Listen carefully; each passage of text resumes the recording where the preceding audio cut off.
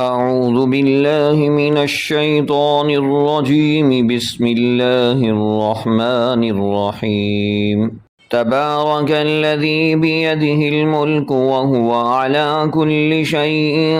قدير الذي خلق الموت والحياة ليبلوكم أيكم أحسن عملا وهو العزيز الغفور الذي خلق 7 سماوات طباقا ما ترى في خلق الرحمن من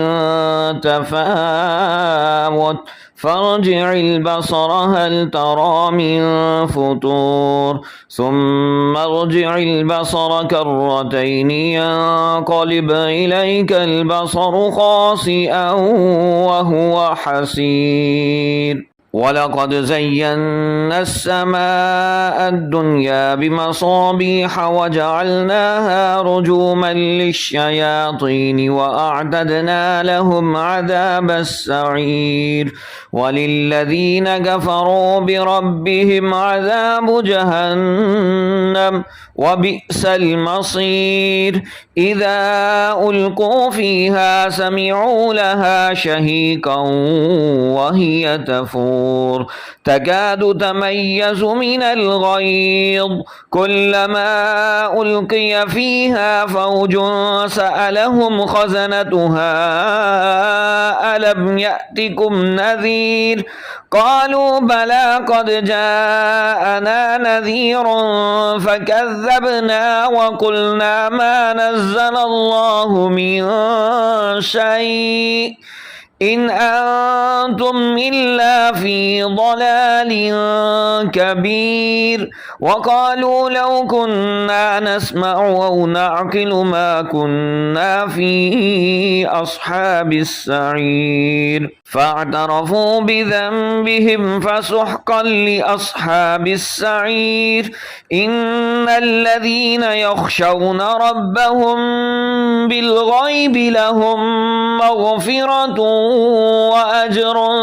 كبير وأسروا قولكم أو اجهروا به إنه عليم بذات الصدور ألا يعلم من خلق وهو اللطيف الخبير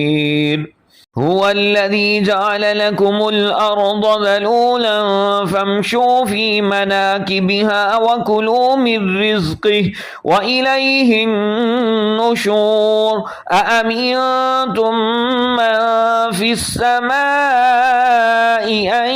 يخسف بكم الأرض فإذا هي تمور أم أمنتم من في السماء أن يرسل عليكم حاصبا فستعلمون كيف نذير ولقد كذب الذين من قبلهم فكيف كان نكير أولم يروا إلى الطير فوقهم صافات ويقبض ما يمسكهن إلا الرحمن إنه بكل شيء بصير أمن هذا الذي هو جند لكم ينصركم من دون الرحمن إن الكافرون إلا في غرور أمن هذا الذي يرزقكم إن أمسك رزقه بل لجوا في عتو ونفور أفمن يمشي مكبا على وجهه أهدى أمن يمشي سويا على صراط مستقيم قل هو الذي أنشأكم وجعل لكم السمع والأبصار والأفئدة قليلا ما تشكرون قل هو الذي ذرأكم في الأرض وإليه تحشرون ويقولون متى هذا الوعد إن كنتم صادقين قل إنما العلم عند الله وإنما أنا نذير مبين فلما رأوه زلفة سيئت وجوه الذين كفروا وقيل هذا الذي كنتم به تدعون قل أرأيتم إن أهلكني الله ومن معي أو رحمنا فمن يجير الكافرين من عذاب أليم قل هو الرحمن آمنا به وعليه توكلنا فستعلمون من هو في ضلال